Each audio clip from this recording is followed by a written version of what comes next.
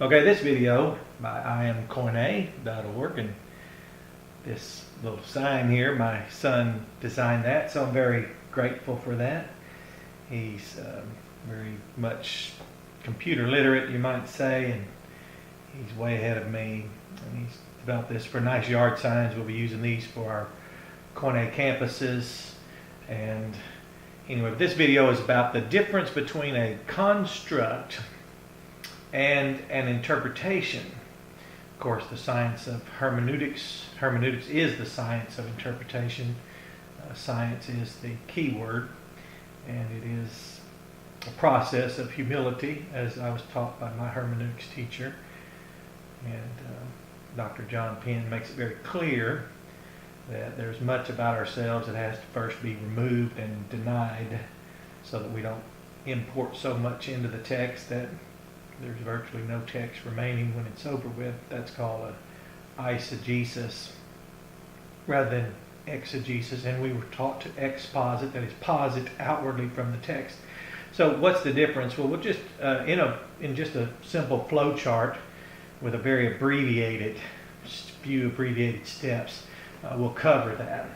If you're interpreting the Bible, and we all seem to want to, Christians always say everyone has their own interpretation. Actually, that's not true. It would be nice if everyone did, because then we could evaluate it and find out in what step was the process maybe broken or omitted. This is where omissive errors come from. Most people that say everyone has their own interpretation do not even know the definition of the word interpretation. They might mean opinion, but really even that, it's probably more like what the New Testament says in describing seed collectors, describing the behavior of a bird that just comes along and picks up seeds. Sometimes people just pick up things as they go along, and that's what comes out of their mouth.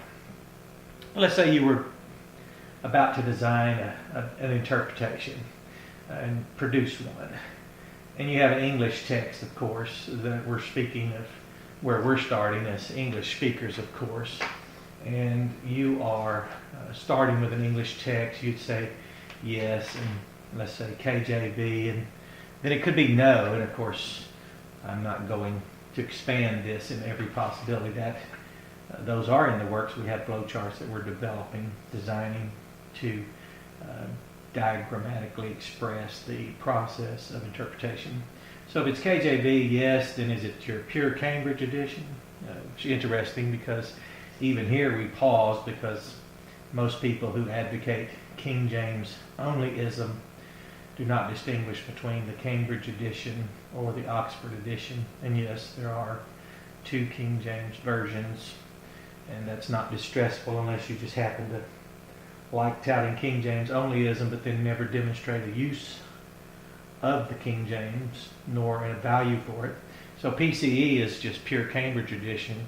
If not, I really don't have space. This is an abbreviated one. But let's say yes, and then the question is, are you looking at a New Testament passage? If yes, then you go to the Greek text, and yes, you use that. Yes, and then you come down to Textus Receptus, the TR. And of course, if no, there's several others you compare it with, and there's no reason why any Bible interpreter would not compare the text for himself. People who tout this one, for example, you might find it not unusual that they don't read that one either. They just tout it because it's tied to KJV, for example, and in all the emotional outbursts, you might not notice that the person doesn't know how to use the King James Version, nor do they apply the science of hermeneutics to it. They may not, they tout Textus Receptus, but you might notice they don't know how to read it either. But if it is the text, you go yes, and you come over, and remember, this is not a construct, this is an interpretation. So now you have etymology, you have syntax, you have grammar, kind of action. That's a big one, that when you omit that, which is emphasized greatly in the Koine text, it could create an omissive error, and it does create one. And then, of course, the biggest one of all, context, which is the largest determinant, which with context, you really wouldn't have as many errors if you valued context and really used a good English text and looked the words up as they, and according to what they meant at the time that book was published, which was only a few hundred years ago. It's not like we can't know those old English words. But as we said, that would be if it were the New Testament. And Old Testament, yes, you'd come over here, here's your Hebrew text. And of course, there's different texts, but let's say, yes, you're using a Hebrew text, you use a Masoretic text, yes. Well then, in Hebrew, you only have 7 stems. You have a simple, intensive, and causative stems. You have 3 intensive, 2 simple, and 2 causatives. 2 states. You have 2 states. You have syntax, grammar, all these other things that go with it. So you can see that when you talk with someone who simply is what we call at IamKoine.org, a religioneer, and they construct things, you ask them, say, which text are you using? And they might say KJV. Then quickly, a religioneer will probably be revealed here immediately by not even knowing, having knowledge of 2 different KJV Bibles, and certainly may not be aware of the Pure Cambridge edition. And then, of course, when you talk about the New Testament, no, they say, I don't read Greek or Hebrew. And again, we're not talking about Greek or Hebrew. We're talking about the Bible and coming to a knowledge of it, to have an interpretation. The Bible, though, the view of the Bible is so low by so many people that unless they can demonstrate any respect for any kind of process that we would know to even come close to the term science, which his word means knowledge. If there's no rational process, then you can certainly see why they would then start talking about how they have some extra biblical insight, or I don't know. The Bible was produced, breathed by the Holy Spirit. Nothing more spiritual than to labor in the words and doctrine of the Bible that are God-spirited. So, yeah, this is just very abbreviated. It's not even, I just tossed this together just as an example. You still have algorithms once you come to this conclusions. You want to find determinants. You might find out like people have dichotomized things like ha-ya in the Old Testament Hebrew. They've added an option to it, be instead of become. Well, there's a determinant for that in the scriptures, and you can find that through a process, thorough process. There's morphologies. There's and the newest thing I've noticed was I found a website that was about exegetical fallacies, and in that, you remember a constructor, their bias was so apparent that if you took a simple word like the verb kaleo,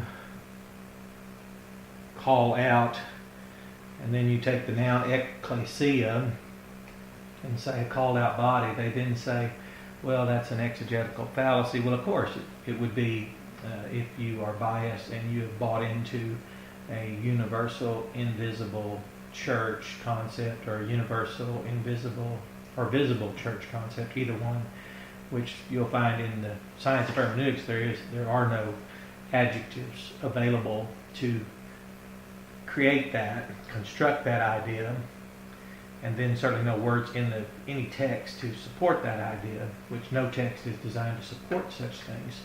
Constructs are supported. People even use the Bible to support it. We're called to support the Bible. Hermeneutics is the result of support of the Scriptures. So when I noticed someone had said people who read Koine and say ecclesia as a called out body is an exegetical fallacy, you don't want to laugh because you're too busy pitying the people that then become prey to that, and then they steer clear of what's obviously written and what's simply understood. So you have source bias, source avoidance, errors of omission. All these things are part of understanding the process that is the science of hermeneutics. And of course you have lexicons, we call it lexicography. We have our glossary, our analyticals. These things are the tools of the practitioner of hermeneutics. And you can certainly see why, unless the person has a high view of the Bible, that God literally breathed it, you probably won't find them interested in the science of hermeneutics. It's very indicative when people cast off the labor of those who went before us. They deny church perpetuity, or the prevalence, which is more correct. Jesus said that the gates of Hades will not prevail against his church. So the prevalence throughout 2,000 years is actually accrues value and weight and is worthy of the honor.